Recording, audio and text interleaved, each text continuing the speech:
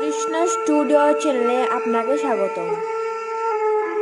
রাম হরে রাম রাম রাম হরে হরে। সংসার দাবানল সন্তপ্ত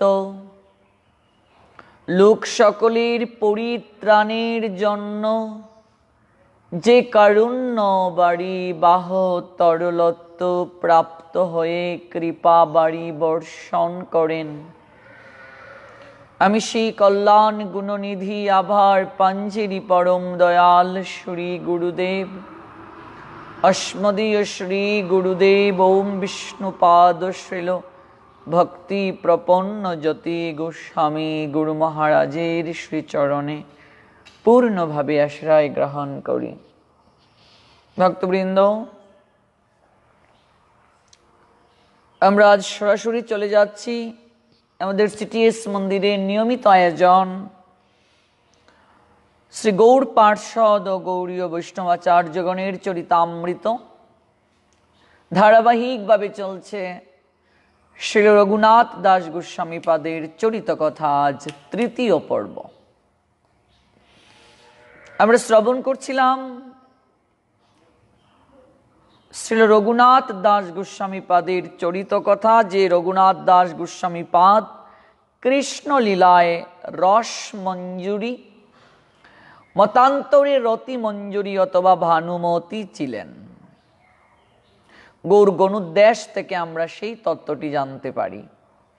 যারা এই মুহূর্তে দেশ এবং দেশের বাহির থেকে অনলাইনে যুক্ত হয়েছেন, আপনাদের প্রত্যেকের রাতুল রাঙ্গাচরণে বৈষ্ণব জ্ঞানে ভক্তিপূর্ণ প্রণতি নিবেদন করছি। গতকাল যে জায়গায় আমরা এই চরিত কথার বিশ্রাম টেনেছিলাম, আজ সেই জায়গা থেকে পুনরায় শ্রবণ করব। আমরা শ্রবণ করেছিলাম বাল্যকালে কেমন করে রঘুনাথের উপর মহতের কৃপা বর্ষিত হয়েছিল, যে মহতের কৃপা বর্ষিত হওয়ার কারণে রঘুনাথ চৈতন্য প্রাপ্তির নিমিত্তে বাতুল হয়ে উঠেছিল। যে মহতের কৃপা বর্ষিত হওয়ার কারণে সংসার তাকে বেঁধে রাখতে পারেনি। স্বর্গের অপ্সরার মতো সুন্দরী রমণী, এমনকি ইন্দ্র সম ঐশ্বর্য পর্যন্ত যাকে টলাতে পারেনি, সেই মহতের কৃপা রঘুনাথ দাস গোস্বামী পাদ বাল্যকালেই লাভ করেছিলেন। হরিদাস ঠাকুর হচ্ছেন সেই উত্তম অধিকারী বৈষ্ণব, সেই মহৎ, যিনি কৃপা করেছিলেন রঘুনাথের উপর। চৈতন্য চরিতামৃতের অন্তলীলাতে আমরা সেই বিষয়টিকে অবলোকন করতে পারি। হরিদাস কৃপা করেন তাহার উপরে,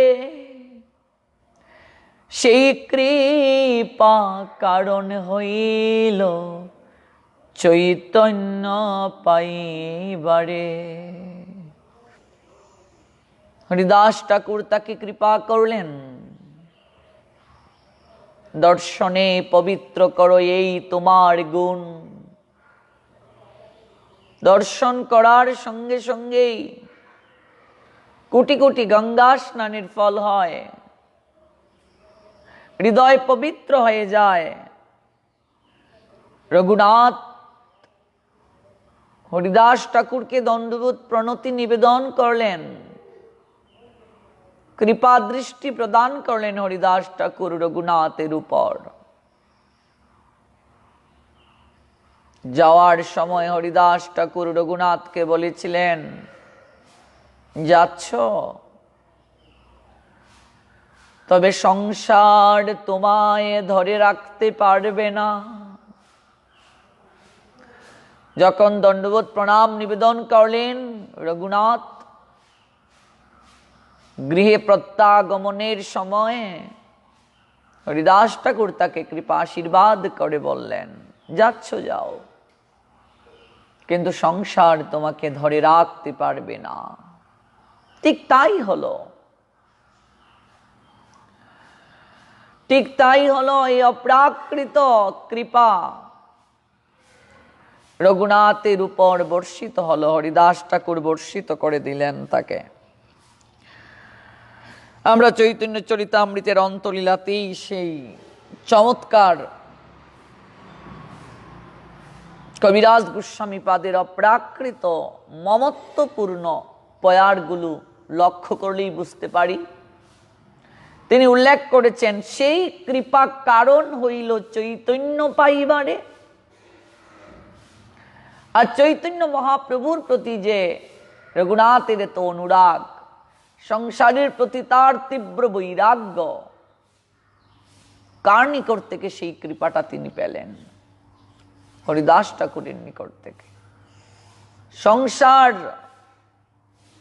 এটা অগ্নিকুণ্ড, দিবানিশি মানুষ পুড়ছে। জানিয়া শুনিয়া বিষ খাইনু, জেনে শুনে মানুষ বিষ গ্রহণ করে। মায়া আষ্টে পৃষ্ঠে বেঁধে রাখে সবাইকে।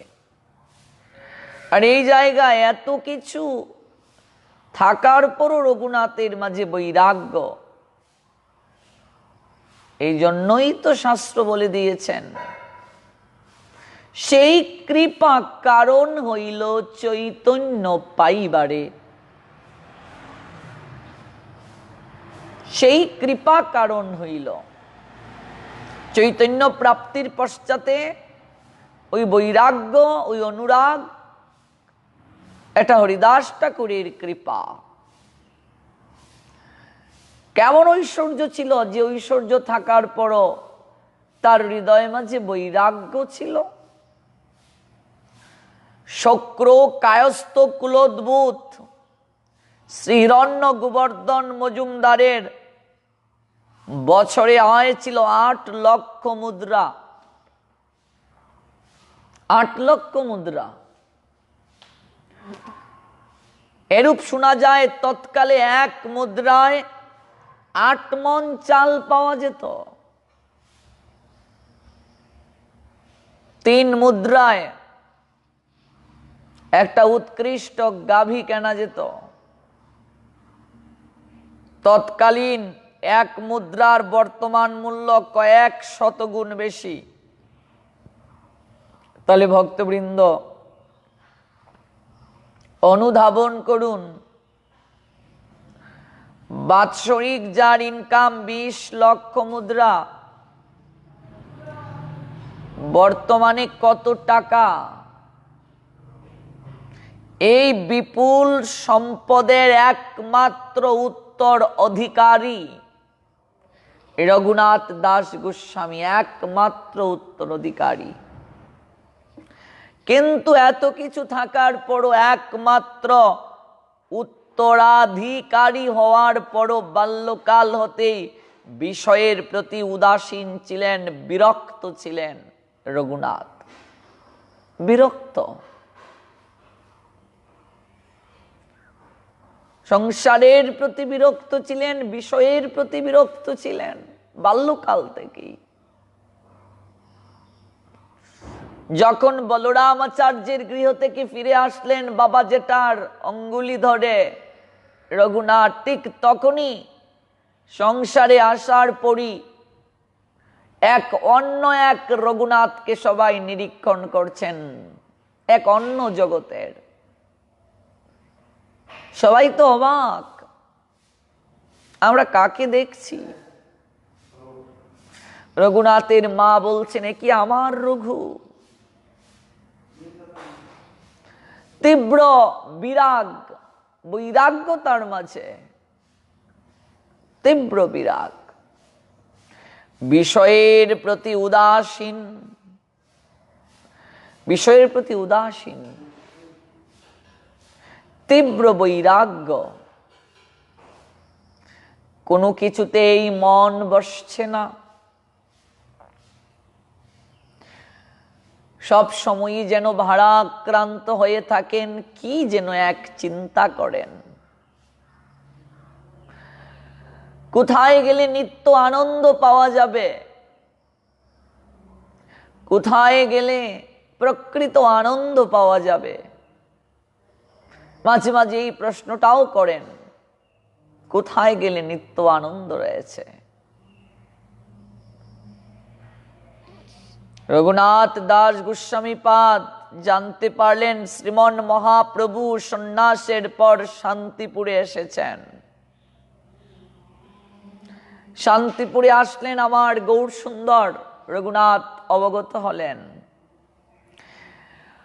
তাই শান্তির একমাত্র আশ্রয়স্থল, যার নৈকট্যে যাওয়ার মনোরথী আমরা সবাই, যার অপ্রাকৃত চরণ প্রাপ্তির জন্যই আমাদের ছুটে চলা, সেই রঘুনাথ অদ্বৈত নিকেতনে শান্তিপুরে শ্রীমন মহাপ্রভুর দর্শন লাভের জন্য উথলিয়া উঠেন। মহাপ্রভুকে দর্শন করার জন্য রঘুনাথ গৃহ থেকে চলে আসেন শান্তিপুরে। শান্তিপুরে অদ্বৈত নিকেতনে শ্রীমন মহাপ্রভুকে দর্শন করে রঘুনাথ প্রেমে আবিষ্ট হয়ে উঠেন।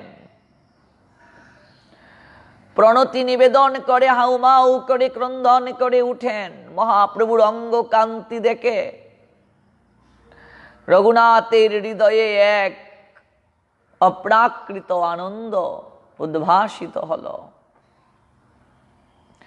তপ্ত কাঞ্চনের নিয়ায় গায়ের বরণ কাঁচা সোনা, যেন জ্যোতি বের হচ্ছে শরীর থেকে, তমসা দূরীভূত হয়ে যায়। একবার যে থাকায় কোথায় সে হারায় বুঝে ওঠে না কভু। মহাপ্রভুকে দর্শন করে রঘুনাথের তনুমন আনন্দে বিহবল হয়ে উঠল। শ্রীমন মহাপ্রভুকে দর্শন করে তার পাদপদ্মে নিপতিত হয়ে প্রেমে আবিষ্ট হয়ে রঘুনাথ কাঁদতে শুরু করলেন। আর রঘুনাথ দাস গোস্বামী পাদের যে পিতা গোবর্ধন মজুমদার, তিনি অদ্বৈত আচার্য প্রভুকে অনেক শ্রদ্ধা করতেন, অনেক ভক্তি করতেন, সেবা করতেন। পিতৃ সম্বন্ধে অদ্বৈত আচার্য প্রভুর রঘুনাথের প্রতি যথেষ্ট স্নেহ ছিল। যেহেতু রঘুনাথের পিতা অদ্বৈত আচার্যকে অনেক শ্রদ্ধা করতেন, ভক্তি করতেন, ভালোবাসতেন, তাই পিতার সম্বন্ধে রঘুনাথ পরিচয় প্রদানের পরপরই রঘুনাথকে অনেক স্নেহ করলেন অদ্বৈত আচার্য। যতদিনই রঘুনাথ শান্তিপুরে ছিলেন, অদ্বৈত আচার্য মহাপ্রভুর অবশেষ প্রসাদ, মহাপ্রভু পাওয়ার পর উচ্ছিষ্ট প্রসাদ রঘুনাথকে দিতেন। মহাপ্রভুর চরণে শরণ নিতে চায় রঘুনাথ, প্রার্থনা জ্ঞাপন করে প্রভুকে, প্রভু আপনাকে দর্শন করার পরপরই আমার দেহ মন এক অন্যরকম আনন্দে ভরে উঠেছে। আমি আর গৃহে ফিরে যেতে চাই না, আমি আপনার নৈকট্যে থাকতে চাই। আমি জানি না কেন আমার হৃদয়ে পুলকিত হয়ে উঠেছে, আনন্দে বিহবল হয়ে উঠেছে। আমি আর ফিরে যেতে চাই না, আমি আপনার নিকটে থাকতে চাই। আপনি কৃপা করে আপনার চরণ দানে আমাকে বাধিত করুন, আমি আর ফিরে যেতে চাই না। মহাপ্রভু রঘুনাথকে বলছেন, তুমি ফিরে চলো, সংসারে ফিরে যাও। মহাপ্রভু তাকে ফিরিয়ে দিলেন।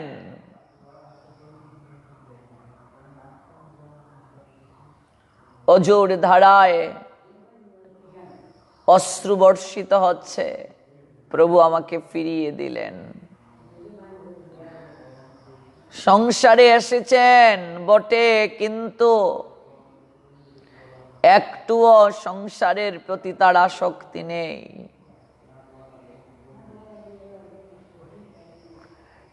রঘুনাথের এই যে তীব্র বৈরাগ্য, রঘুনাথের এই যে সংসারের প্রতি আসক্তিহীনতা, এই ভাব দর্শন করে পিতা জেঠা এবং রঘুনাথের মাতা আশ্চর্য হয়ে উঠলেন। একমাত্র ছেলে, ছেলেটা যদি এমন করে,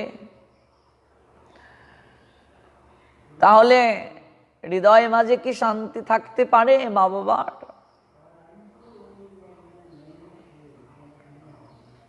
ছেলেটা এমন হয়ে গেল, এমন হয়ে গেল, সংসারের প্রতি বিরক্তই নেই। জমিদারিত্ব কে দেখাশোনা করবে, কে দেখবে? শ্রীমন মহাপ্রভুর দর্শন লাভে বঞ্চিত হয়ে রঘুনাথ দাস গোস্বামী সর্বদা বিমর্ষ চিত্তে তিনি অবস্থান করেন সংসারে। পুত্রের ওই প্রকার অবস্থা দেখে পিতামাতার মনে শান্তি নেই। শ্রীমন মহাপ্রভু বৃন্দাবন যাত্রাকালে কানারি নাটশালা হইতে প্রত্যাবর্তন করে যখন পুনঃ শান্তিপুরে আসলেন, এই সংবাদটা রঘুনাথ পেলেন। মহাপ্রভু পুনরায় শান্তিপুরে এসেছেন। তাই রঘুনাথ আবার সংসার থেকে চলে আসলেন, পালিয়ে চলে আসলেন অদ্বৈত আচার্যের বাসভবনে। প্রথমবার যাওয়ার পর মহাপ্রভু তাকে তো ফিরিয়ে দিলেন, যাও সংসারে ফিরে যাও। গিয়েও তো শান্তি পাচ্ছেন না, আনন্দ পাচ্ছেন না।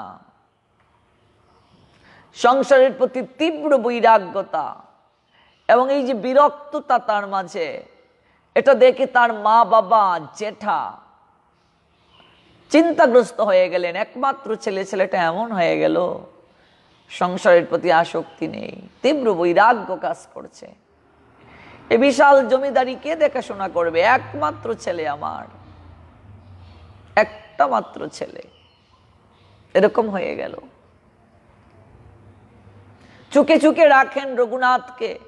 আর মহাপ্রভু যখন ফিরিয়ে দিলেন প্রথমবার, রঘুনাথ কাঁদেন, তার মনে শান্তি নেই, সুযোগ খুঁজেন আর সর্বদা সংবাদ রাখেন মহাপ্রভু আবার কখন শান্তিপুরে আসবেন, আবার কখন মহাপ্রভুর চরণ দর্শন করতে পারবে রঘুনাথ।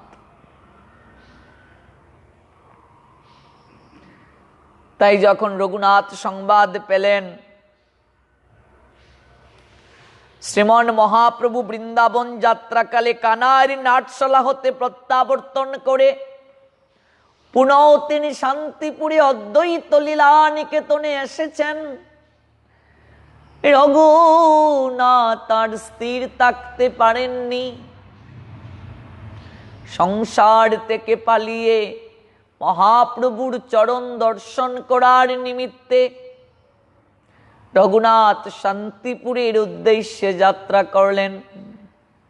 পুনরায় দর্শন করার নিমিত্তে শান্তিপুরের দিকে যাত্রা করলেন।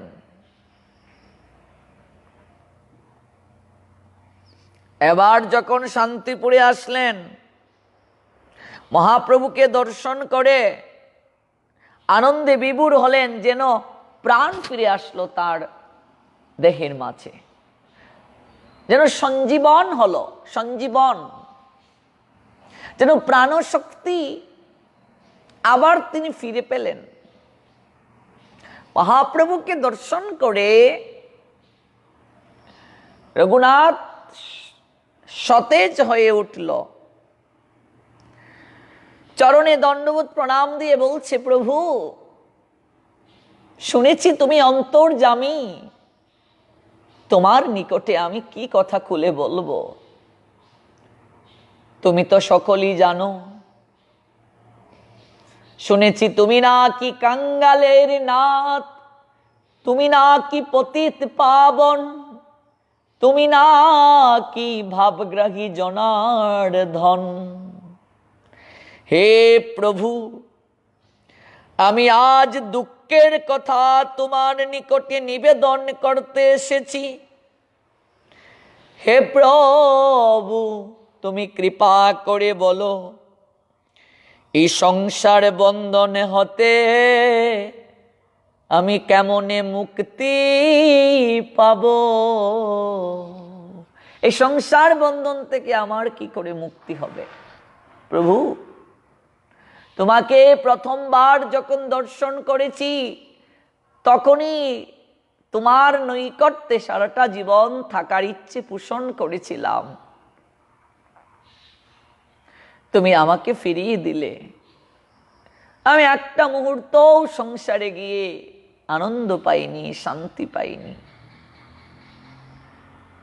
আমি প্রতীক্ষার প্রহর গুনেছি, কবে তুমি আবার শান্তিপুরে আসবে। আমি শোনা মাত্রই পাগলের ন্যায় তোমার নিকটে ছুটে এসেছি। একটিবার কৃপা করে বলো, এই সংসার বন্ধন থেকে আমার কিভাবে মুক্তি হবে? সংসার একটা অগ্নিকুণ্ড আমার নিকটে মনে হয়েছে প্রভু। দিবানিশি পুড়ছে পতঙ্গ, জানে অগ্নির মাঝে ঝাঁপ দিলে সে পুড়বে তথাপি পতঙ্গ। অগ্নির অভিমুখেই যাত্রা করে, অগ্নিতেই পড়ে, পরে আবার ভস্ম হয়। মানুষ জানে সংসার অগ্নিকুণ্ড, এরপরও সেই অগ্নিকুণ্ডে ঝাঁপ দিচ্ছে। বৈষ্ণব কবি বললেন, সংসার বিষয়ানলে দিবানিশি হিয়া জ্বলে। আর মহাপ্রভু আরেকটু বাড়িয়ে দিলেন, আরেকটু বাড়িয়ে জগৎজীবকে জানালেন, শুধু এটা অনলি নয়, শুধু অগ্নি নয়, দাবাগ্নি। মহাপ্রভু বললেন শুধু আগুন নয়, দাবানল সেটা। সংসার দাবানল। দাবাগ্নি জ্বলছে চারিদিকে। মহাপ্রভু বললেন, এই আগুন কি চোখে দেখা যায়? এটা অনুভব, কর্মফলের আগুন জ্বলছে চারিদিকে, কেউ সুখী নেই। প্রচার করতে যখন আমরা বিভিন্ন জায়গায় যাই, সংসারী মানুষ যারা, বয়োজ্যেষ্ঠ যারা, তারা এসে কেঁদে কেঁদে বলেন, প্রভুজি আপনারা অল্প বয়সেই শুরু করেছেন, আমাদেরকে কৃপা আশীর্বাদ করবেন। সময় চলে গেল, এখনো শুরু করতে পারি নাই। সংসারের দায়িত্ব কর্তব্য পালন করতে করতে জীবন বেলা চলে গেল, কিছুই সাধিত হলো না। সংসার অগ্নিকুণ্ড, দিবানিশি পুড়ছি। আধ্যাত্মিক আদি ভৌতিক আদি দৈবিক তিনটা জ্বালায় জ্বলছি দিবানিশি। দিবানিশি জ্বলছি। একটু সংসার থেকে কিছুটা সময়ের জন্য বের হয়েও যে এসে আমরা গোবিন্দ ভজন করব, এই সময়টা সুযোগটা আমরা পাচ্ছি না। প্রতিনিয়ত তো মানুষ এই কথাগুলো শুনে, প্রতিনিয়ত শুনছে, এরপরও মানুষ পালন করছে না। এটাই তো দুঃখজনক, এটাই আশ্চর্যের বিষয়। সংসারে মানুষ দুঃখ পাচ্ছে, প্রতিবেশীদের এই দুঃখের নির্মমতা আমরা দেখছি, পরিবার পরিজনের নির্মমতা আমরা দেখছি। এমনকি চোখের সামনে মানুষ মারা যাচ্ছে, শৈশব থেকে কৈশোর, কৈশোর থেকে যৌবন, যৌবন থেকে বার্ধক্যে, তারপর মৃত্যু। চোখের সামনে এগুলো হচ্ছে, এরপরও আমাদের মাঝে বোধোদয় হচ্ছে না। এটা আশ্চর্য, এটাই সবচেয়ে আশ্চর্য। মানুষ যতক্ষণ তার জীবনী শক্তিতে পূর্ণ থাকে, ততক্ষণ যাবৎ সে মহাপ্রস্থান যে তার হবে, এই নির্মম সত্যটি সে অনুধাবন করতে পারে না, সে উপলব্ধি করে না। তাকে একদিন চলে যেতে হবে, মরতে হবে। মৃত্যু নামক চূড়াক্ষসে সে ঠুকরে দেবে সমস্ত পরিকল্পনাকে। সে উপলব্ধি করে না। এটাই তো সবচেয়ে দুঃখজনক কথা। এটা অপ্রিয় হলেও সত্য। একদিন চলে যেতে হবে, মরতে হবে একদিন। মৃত্যু নামক চূড়াক্ষসে সে ঠুকরে দেবে সমস্ত পরিকল্পনা। কোথা থেকে এক দমকা বাতাস এসে এলোমেলো করে দেবে সবকিছু, সমস্ত কিছুকে এলোমেলো করে দেবে। কিছুই সঙ্গে নিয়ে যাওয়া যাবে না, সবকিছু এখানে থাকবে পরে। অথচ ভেবে দেখুন, যার জন্য জগতে আসা, যিনি জগতে পাঠালেন, যাকে প্রতিশ্রুতি দিয়ে এসেছিলাম মাতৃগর্ভে, তার একটা আদেশও ঠিক মতো প্রতিপালন করতে পারলাম না। সময় চলে গেল। অতীত শালায় বসে বসে ভাবছড়ে মন সব তোমারই। তোমার গড়, তোমার বাড়ি, এই তো তোমার জমিদারি। যেদিন যমরাজ করবে সমন্দারি, সেদিন দোহাই দিবে কোন রাজারা। মহাজন বললেন, এটা অতীত শালা। অতিথি যখন আসে, তাকে যে রুমটাতে শুইতে দেয়া হয়, সে বলে এটা আমার রুম।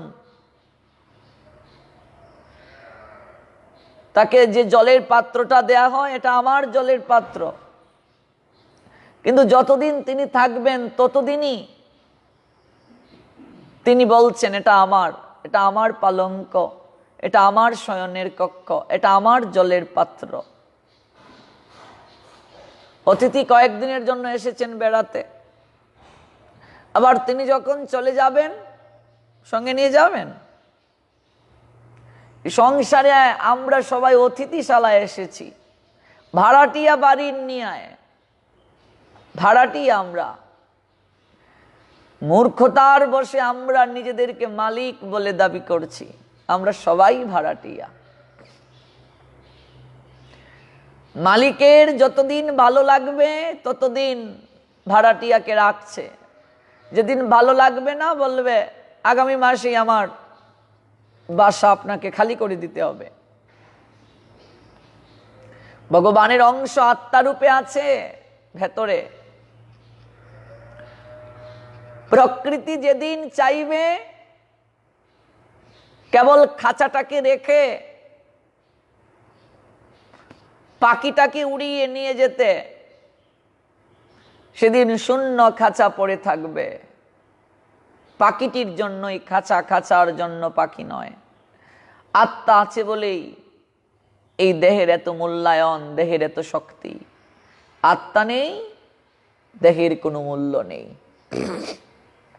কোনো মূল্য নেই। এই যে অপ্রিয় সত্য, এই যে এক অভিনব দর্শন সনাতন ধর্ম আমাদেরকে প্রদান করেছেন, ডিসকভার ইয়ারসেলফ, নিজেকে জানো। যে নিজেকে জানতে পারে সেই কেবল প্রকৃত তত্ত্বদ্রষ্টা। এই যে অভিনব দর্শন, এই দর্শন যে উপলব্ধি করতে পেরেছে, এই অভিনব দর্শন যে হৃদয় থেকে উপলব্ধি করতে পেরেছে, সেই তত্ত্বদ্রষ্টা স্থিতপ্রজ্ঞ। সে একজন প্রকৃত তত্ত্বদ্রষ্টা। দিন থেকে রাত পর্যন্ত আমরা ভূতের মতো পরিশ্রম করছি, একটু ভালো থাকবো কিভাবে? একটা মানুষ আর পশুর মাঝে পার্থক্যটা কোথায় দেখুন। একটা পশু তো লেখাপড়া করার প্রয়োজন নেই, ব্যবসা করার প্রয়োজন আছে। পদ্মনাভ প্রভু পশু, যারা পশু ওরা কি ব্যবসা করে? ঋষিকেশ প্রভু চাকরি করে পশু, তো পশুর কাজ কি? কেবল খাবারের সংস্থান করা। একটা পশুর তো আর কোনো কাজ নেই, দিন থেকে রাত পর্যন্ত তার কাজ কি? খাদ্যের সংস্থান করা। কি করে উদর পূর্তি হবে, কি করে খাবার সংগ্রহ করবে। আচ্ছা, আমাদের 84 লক্ষ পরিভ্রমণ করার কথা শাস্ত্রে আছে, তাই না? বিষ্ণু পুরাণে 9 লক্ষ জলজ প্রাণী, 10 লক্ষ পাখি, 11 লক্ষ কৃমিকীট, 20 লক্ষ বৃক্ষলতা গুল্ম, 30 লক্ষ পশু, 4 লক্ষ মানব জনম।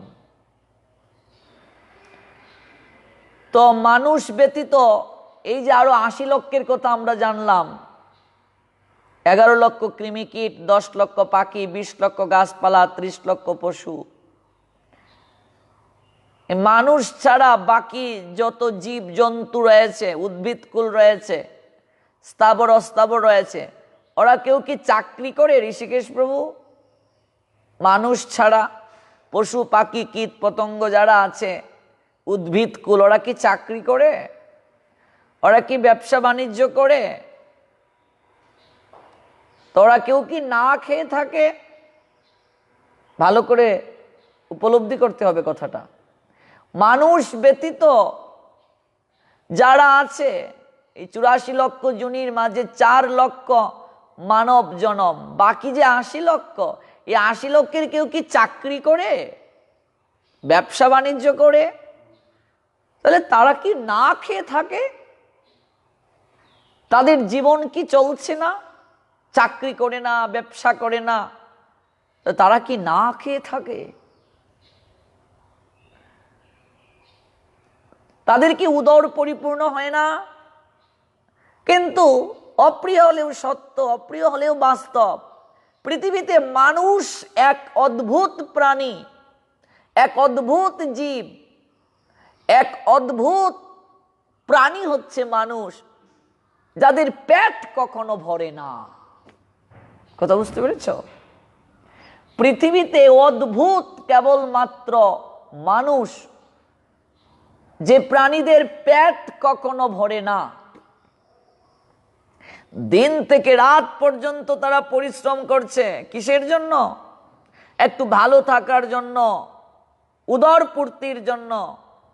কিন্তু মানুষই এক অদ্ভুত প্রাণী, যাদের পেট কখনো ভরে না, পেট কখনো তাদের ভরে না। আর একটু সহজ করে বলি, তাহলে বুঝতে সুবিধে হবে। মনে করো 1 বস্তা চাল রাস্তার মাঝে ফেলে রাখা হয়েছে, 1 বস্তা চাল। নিশ্চয়ই কিছু পাখি আসবে, শ্যামল প্রভু, পাখি আসবে। তো পাখি এসে কি করবে? খাবে। যতটুকু পেটে ধরে ততটুকুই তো খাবে, নাকি?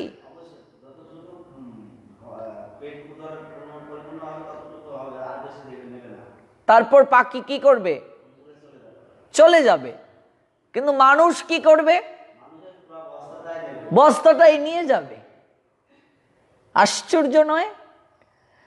একটা পাখি যতটুকু তার পেটে ধরে ততটুকু খাবে, তারপর সে চলে যাবে। কিন্তু মানুষ একমাত্র অদ্ভুত প্রাণী, আজব প্রাণী, যার পেট ভরে না, সে এই সম্পূর্ণ বস্তাটাই নিয়ে যাবে। ঠিক বলছি পদ্মনা প্রভু? ঠিক বলছি?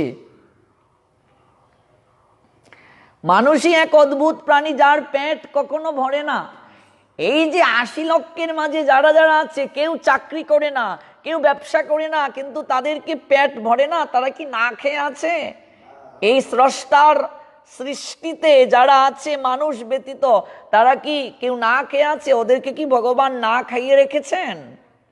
কিন্তু মানুষ একমাত্র আজব প্রাণী, যাদের পেট ভরে না, দিন থেকে রাত পর্যন্ত এত পরিশ্রম করে, এত চাকরি, এত ব্যবসা, সময় নেই, সময় নেই। যিনি জগতে পাঠালেন তাকে আরাধনা করার সময় নেই, দিন থেকে রাত পর্যন্ত ছুটছে ছুটছে, কিন্তু পেট ভরে না।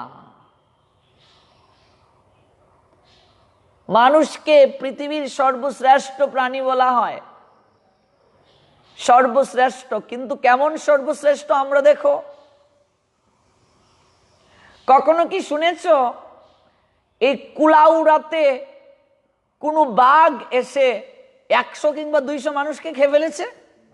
এরকম কোথাও ইতিহাস আছে যে কুলাউড়াতে একটা বাঘ এসে 100 কিংবা 200 মানুষকে খেয়ে ফেলেছে?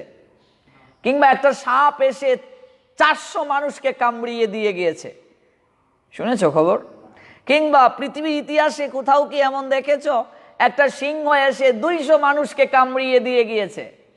একটা ভল্লুক এসে 400 মানুষকে কামড়িয়ে দিয়ে গিয়েছে? শুনেছো? 500 মানুষকে একটা অজগর সাপ খেয়ে ফেলেছে একসঙ্গে।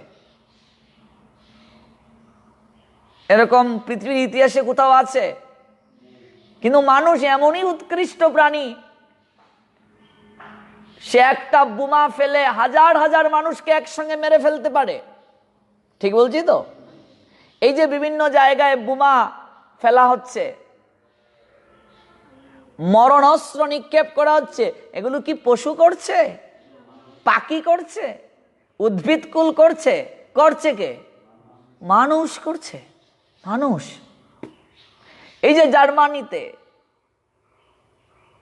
এত বিপত্তি হলো, তাছাড়া হিরোশিমা এবং নাগাসাকি, এই যে দুটো শহর মরণাস্ত্র নিক্ষেপ করে ধ্বংস করে দেয়া হলো দুটো শহরকে। এখনো সেই শহরগুলোতে হাবাগুবা শিশুর জন্ম হয়, বাতাস দূষিত হয়ে গিয়েছে। জাপান, এই যে ওই জায়গাগুলোতে কি পশু পাখি করেছে? মানুষ করেছে। মানুষ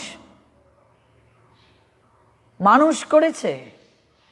এমন পৃথিবীর ইতিহাসে কোনো রেকর্ড নেই যে কোনো হিংস্র একটা পশু এসে 200 মানুষকে খেয়ে চলে গিয়েছে। একটা অজগর সাপ একসঙ্গে 500 মানুষকে খেয়ে ফেলেছে। একটা সিংহ এসে 400 মানুষকে কামড়িয়ে চলে গিয়েছে। কোনো রেকর্ড নেই ইতিহাসে।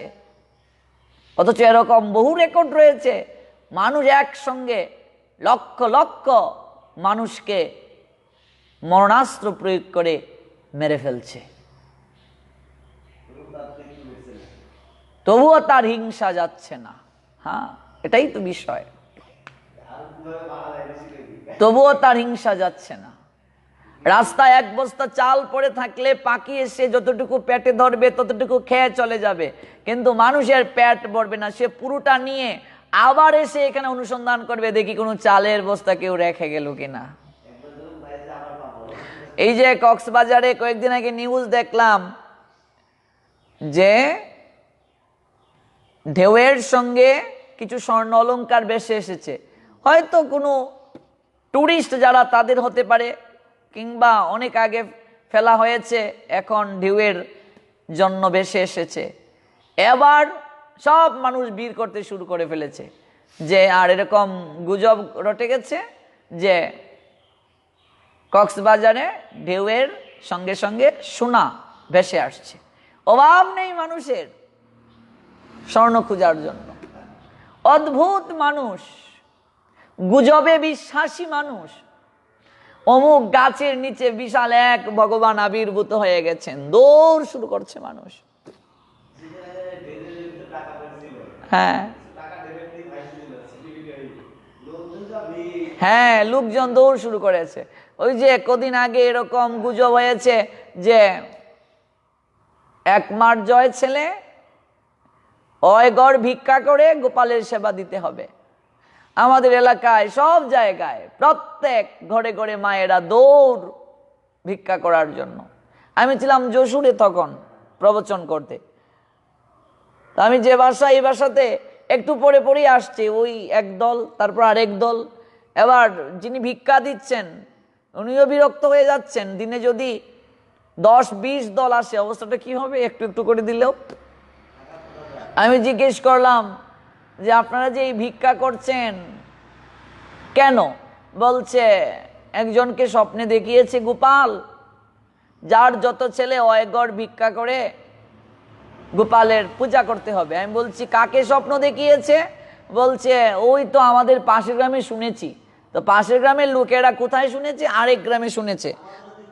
সব জায়গায় আরেক গ্রামের লোকেরা আরেক গ্রামে শুনেছে, কিন্তু কে কে যে স্বপ্ন দেখলো, কোথায় যে ঘটনাটা হলো, এটার কোনো মীমাংসা নেই। আমরা হলাম গুজবে বিশ্বাসী।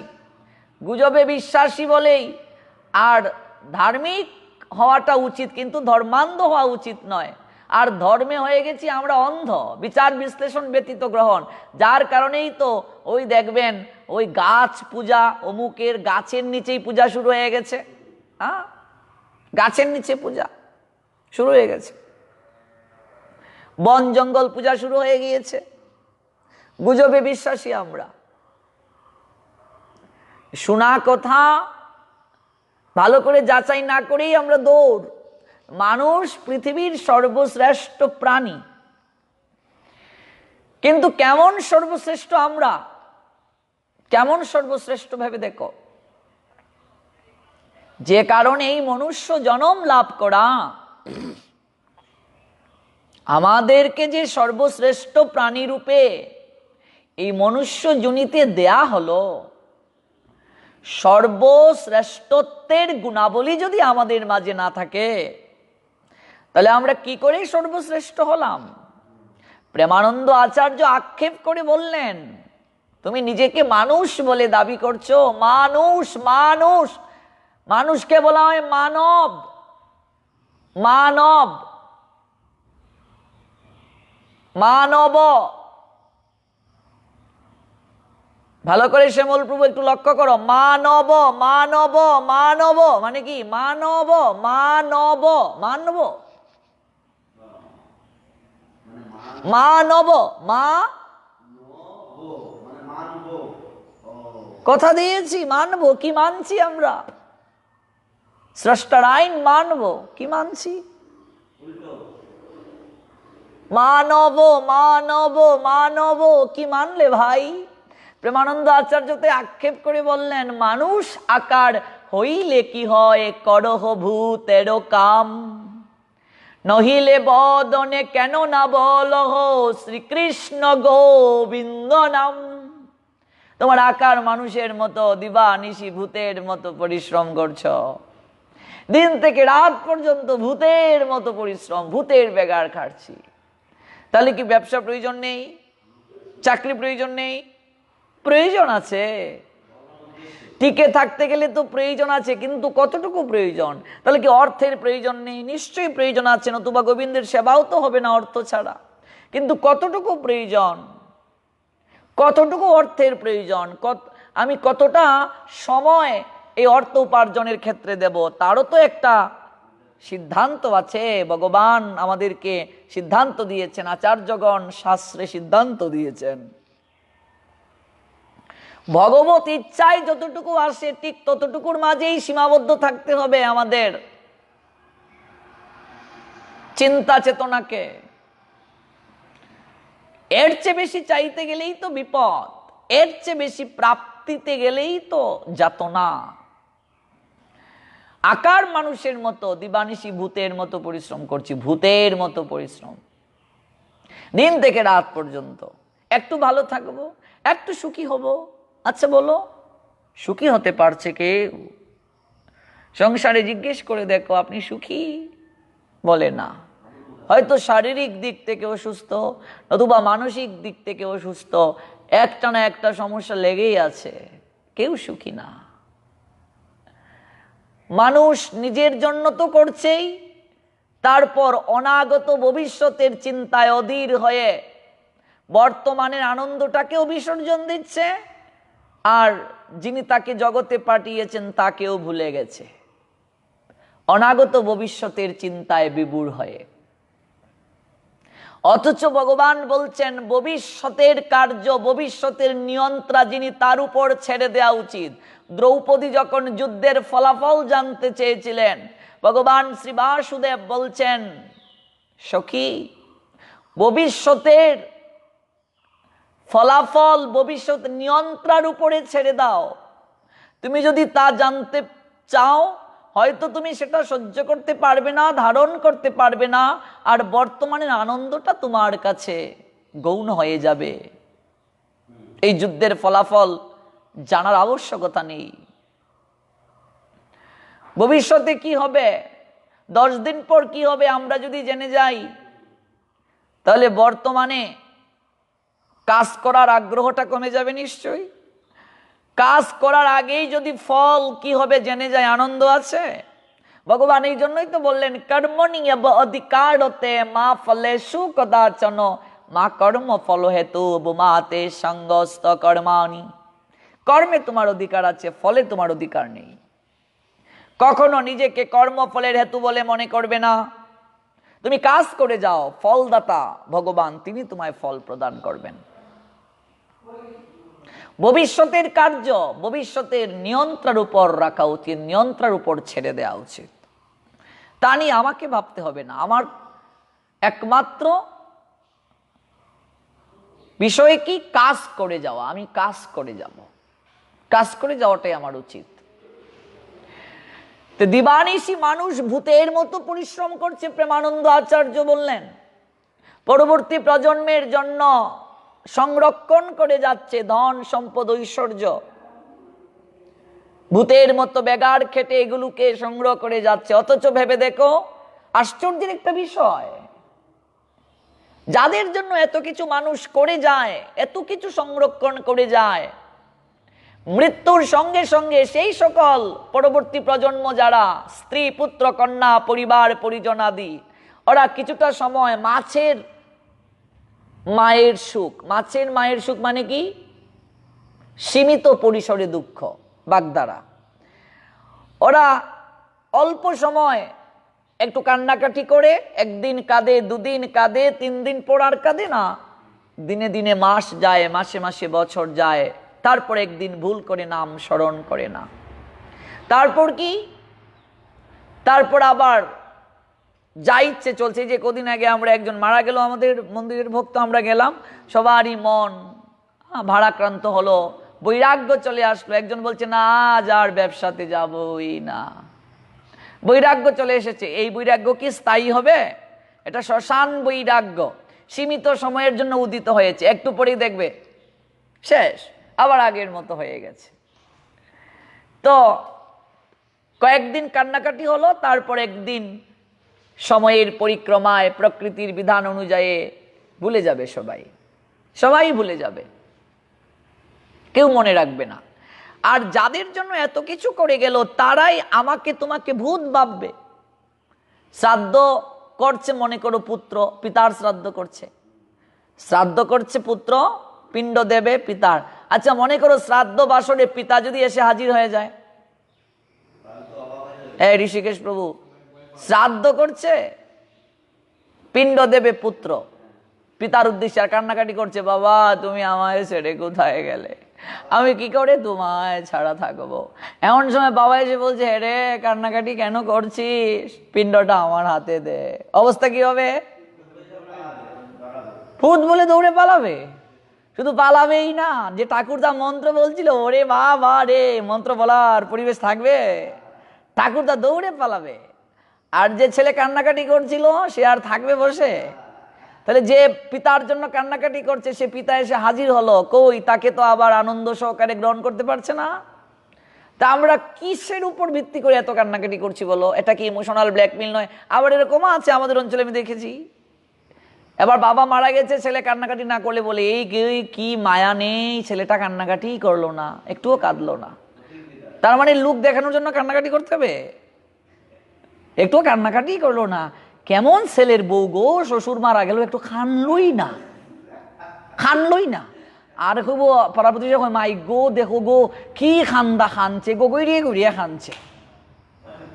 এই হলো আমাদের মূর্খতা। অথচ ভগবান বললেন বাসাংশি জীর্ণানি যত বিহায় নবানি গৃহ্ণাতি নর পুরাণি তথা শরীরানি বিহায় জীর্ণানি অন্নানি সংজাতি নবানি দেহি। এই দেহটা যার জন্য সুখ করছো, এটা পুরাতন কাপড়ের ন্যায়। মানুষ যেমন পুরাতন কাপড় ত্যাগ করে নতুন কাপড় পরিধান করে, আত্মাও তেমনি জীর্ণ শরীর ত্যাগ করে নতুন শরীর ধারণ করে। বৃদ্ধ দেহটা মানে পুরাতন কাপড়ের ন্যায়, আর নবীন দেহ নতুন কাপড়ের ন্যায়। এই শরীর, এই দেহ কাপড়ের সঙ্গে তুলনা করা হয়েছে, বস্ত্রের সঙ্গে। আত্মা অবিনশ্বর। নয়নম ছিন্দন্তি শস্ত্রাণি নয়নম দহতি পাবক ন চয়নম ক্লেদন্তি আপন সুসৌতি মারুত অচ্ছেদ্য অয়ম দাহ্য অয়ম অক্লেদ্য সুস্বয়ব চ নিত্য সর্বগত স্থানু অচল অয়ম সনাতন। আত্মাকে অস্ত্রের দ্বারা কাটা যায় না, আগুনে পুরানো যায় না, জলে ভেজানো যায় না, হাওয়াতে শুকানো যায় না, কোনো কিছুই করা যায় না। আত্মা অবিনশ্বর। তো মানুষ দিবানিশি ভূতের মতো পরিশ্রম করছে। আমরা আগামীকাল শুনবো, যেহেতু আমাদের ব্রহ্মচর্য পালনের যে পদ্ধতি, ব্রহ্মচর্য ব্রত সাধনা, সেই ক্লাসের সময় হয়ে গেছে, এই জন্য আজ আর বিস্তারিত বলবো না।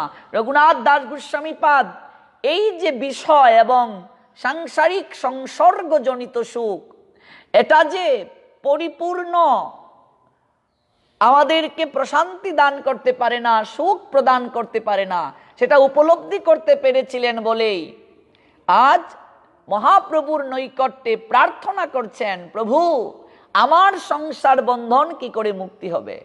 প্রভু তুমি তো আমাকে প্রথমবার ফিরিয়ে দিয়েছ, কিন্তু আমি সংসারে গিয়ে মনকে স্থির রাখতে পারছি না।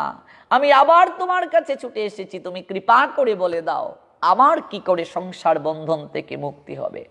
এটা রঘুনাথ কেন এসে বলছেন? তিনি বুঝতে পেরেছেন এই সংসার বন্ধন এটা এমন একটা বন্ধন, সহজে এই বন্ধন থেকে নিজেকে ছাড়ানো সম্ভব নয়। এটা এমন একটা অগ্নিকুণ্ড, এই অগ্নিকুণ্ডে মানুষ জানার পরও ঝাঁপ দিচ্ছে, তার শরীর দগ্ধীভূত হচ্ছে, সে পাড়া প্রতিবেশী আত্মীয় স্বজন পরিবার পরিজনদেরকে দেখছে এই অগ্নিকুণ্ডে পড়ে দগ্ধীভূত হওয়া, এরপরও সে ওই অগ্নিকুণ্ডে ঝাঁপ দেওয়ার জন্য পাগল হয়ে যাচ্ছে। উপলব্ধি করতে পেরেছে রঘুনাথ। যারা উপলব্ধি করতে পারে তারা প্রকৃত আপনার জন। তাই আজ মহাপ্রভুর নৈকট্যে এসে প্রার্থনা করছে, প্রভু আমার কি করে সংসার বন্ধন থেকে মুক্তি হবে। আমরা আগামীকাল শুনবো মহাপ্রভু রঘুনাথকে কি বললেন রঘুনাথের প্রার্থনার পর। সেই পর্যন্ত সবাই ভালো থাকুন। একটু পর আপনারা আবার যুক্ত হন আমাদের ব্রহ্মচর্য ব্রত সাধনার যে ক্লাস। আজকে তৃতীয় দিন, 4 দিন ব্যাপী আবারও গুরু মহারাজ শুরু করেছেন ব্রহ্মচর্য ব্রত সাধনের পদ্ধতি। আপনারা সবাই যুক্ত হন। ব্রহ্মচর্য ব্রত সাধনের পদ্ধতি অনলাইনে অনুশীলন করুন। যেহেতু করোনা ভাইরাসের ক্রান্তি লগ্ন চলছে, আমাদের মন্দিরে শারীরিক দূরত্ব বজায় রেখে সরকারি বিধিনিষেধ মেনে স্বাস্থ্য বিধিকে আমরা প্রতিপালন করে চেষ্টা করছি এই ক্লাসগুলোকে করার। আপনারা অনলাইন থেকে এই ক্লাসগুলোকে করুন এবং আত্মতৃপ্তি লাভ করুন। সবার মঙ্গল হোক।